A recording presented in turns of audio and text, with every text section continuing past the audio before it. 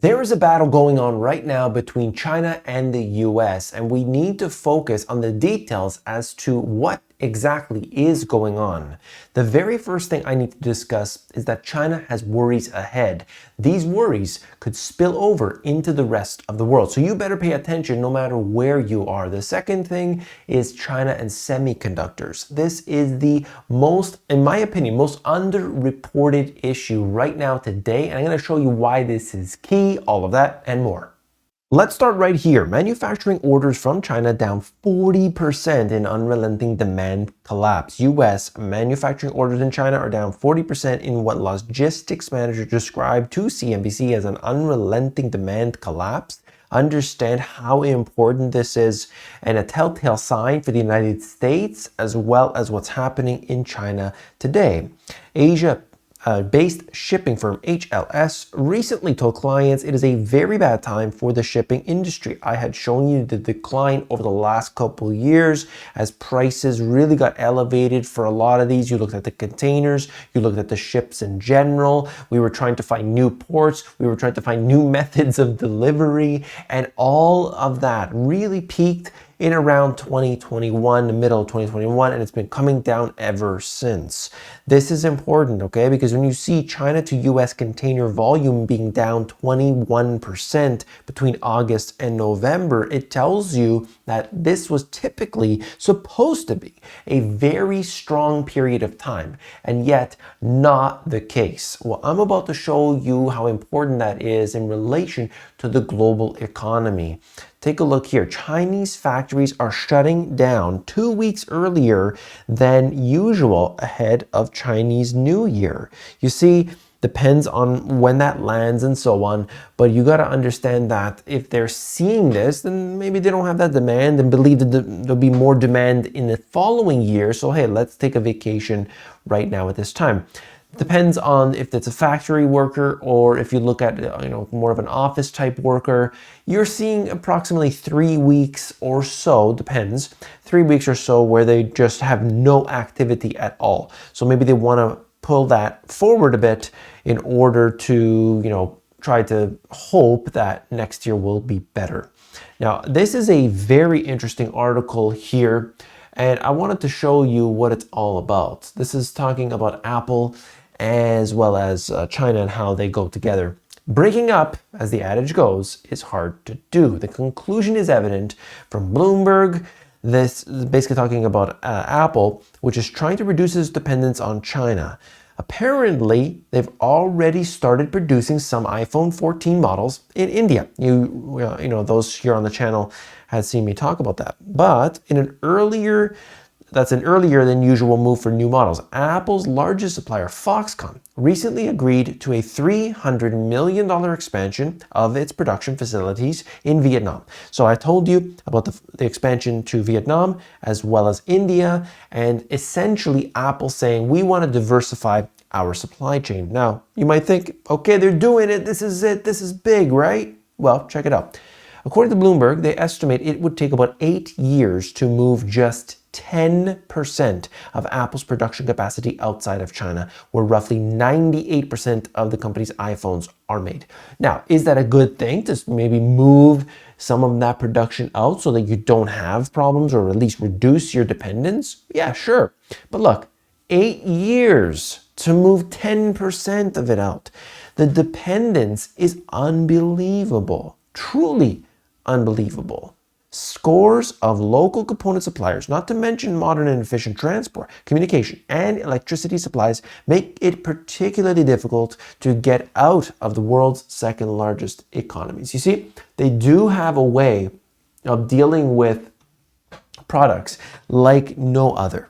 Okay, it's so important to understand this, the way that it was designed, with China accounting for 70% of global smartphone manufacturing and leading Chinese vendors accounting for nearly half of global shipments. The region has a well-developed supply chain, which will be tough to replicate. And this is what I'm talking about here. Many people say, they're just going to go to Vietnam. They can't just do that. You as a small, if you're a small business, you might be able to pull your 1,000 unit order and have that develop somewhere else, but not for the big companies and not for those who make up a large percentage of, the exports and the GDP in general in the economy. This is essentially just more on that topic. Even if Apple can make devices in India or Vietnam, the volumes would be small compared with Apple's overall needs outside of China. There are few places in the world that have the infrastructure to produce 600,000 phones a day.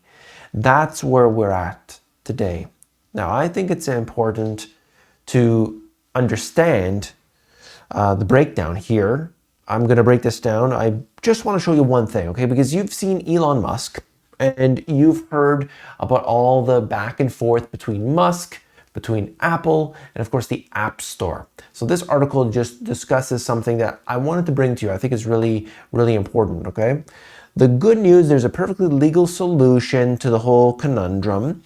If you consider Apple's App Store guidelines the law, that will let both companies avoid a crisis while still allowing Musk to get his full $8 for Twitter Blue subscriptions, and essentially saying they build a website and they say that you can go to the website, you pay your $8, that gives you your subscription. When you log into Twitter, everything's all seamless. Companies are already doing this. I think Spotify does this.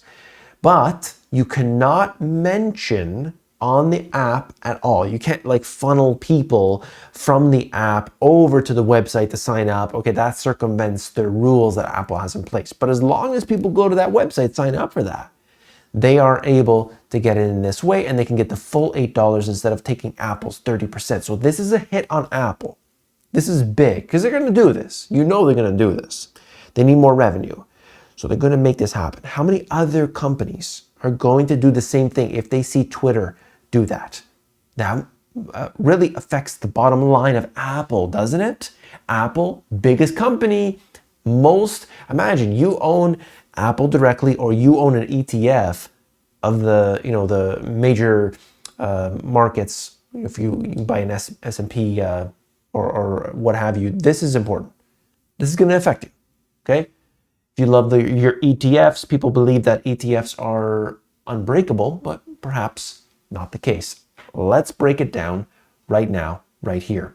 The economic impact of the slowdown in manufacturing orders from China is significant, given the importance of China in the global economy. China is the world's largest exporter of manufactured goods and is responsible for over 20% of global exports. Any reduction in Chinese production is likely to have a ripple effect on other countries and industries. The slowdown in Chinese manufacturing orders will negatively affect the global economy in a number of ways. First, it will reduce global demand for Chinese products, meaning countries reliant on imports from China will be left with an inadequate supply of goods. Second, it will reduce the amount of money being spent in the global economy, leading to slower economic growth. Finally, it would lead to job losses in other countries, as those who are employed in industries related to the Chinese manufacturing sector may find themselves out of work. The domino effect of this slowdown in Chinese manufacturing orders could be felt in other countries and industries. For example, the reduced demand for Chinese products may cause other countries to slow down their own production, leading to fewer job opportunities and a weaker economy. Additionally, the decreased amount of money being spent in the global economy could lead to a decrease in investment, which could further weaken economic growth. You see how things tie together? You see how all of this starts to make sense when we connect it? That's what the breakdown here is all about.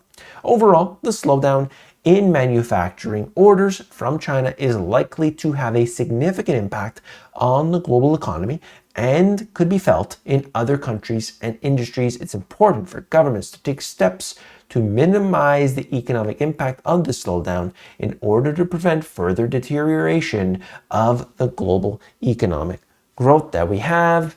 And what do you think we are going to do about it? What could potentially occur? Of course, we need to reduce interest rates and print more money. That's right. That's what they love to do, right? All right, here we go.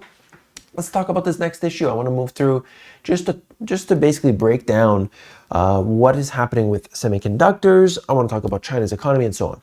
Geopolitical rivalries are transforming the contours of trade. U.S. companies diversifying production away from China and Russia. So we have this order, which is new in the world, if you understand what I'm saying here, and that really affects businesses and it affects people on the whole. And we could see it's these two countries certainly. But what does that tell you about the BRICS? Look, did you watch yesterday's video? If not, I broke this entire thing down, talking about the BRICS, China, Russia, looking at the effects of this, of course, in the United States. Right now in this video, I'm going to break down some important information. You've got to stick with me, okay?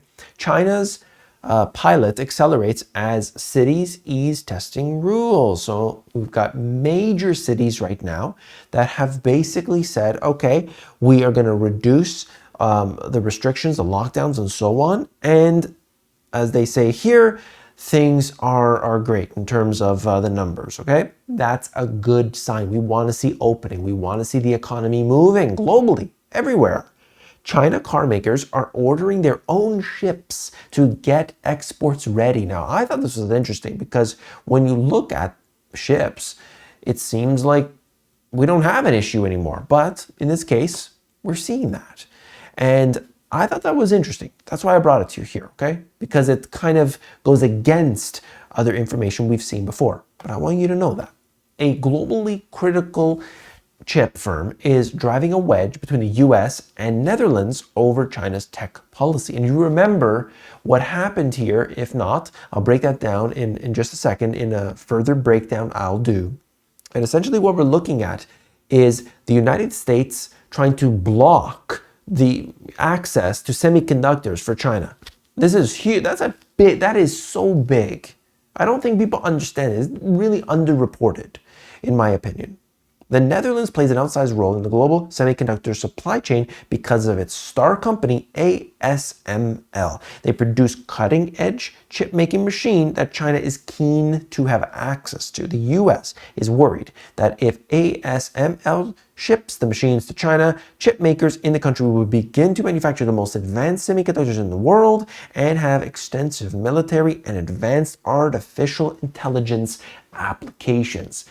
This, my friends, is huge. Huge. I want to break that down for you here right now as we look at this breakdown. USA is restricting companies from any business related to semiconductors in China. The impact of these restrictions is that it limits the ability of Chinese companies to have access to the latest technology and components for their products, slowing their technological advancement. This could lead to a decrease in Chinese economic growth, of course, that's what they want, and an increase in prices for Chinese consumers, but also other consumers around the world buying Chinese products. China is likely to respond by increasing investment in research and development, which would take a long time. I mean, they do have their own chip making, but not to the degree. I mean, they're really relying on TSMC. They're relying on these other companies. They want to get this company like the Netherlands company to actually give them what they need. But the US is really putting the squeeze on. And I think this could lead to a bad scenario, ultimately, in order to develop their own semiconductors, as well as increasing diplomatic and economic pressure on the USA in order to try and get the restrictions lifted. So this is what they have to do. They have to promise to each other, okay, we're going to be friends. We're going to do everything real good here. Don't upset anybody. But I'm not so sure if we're going to be able to see diplomatic tensions ease here at this time. So that was my message for today. We talked about these issues and how they are so integral, so important. What I ask of you is that if you found this informative, subscribe to the channel and I will bring you information day after day after day and without the fluff. Okay, no nonsense, no political nonsense, nothing, just the data. Hit that subscribe. I'll see you tomorrow. Take care.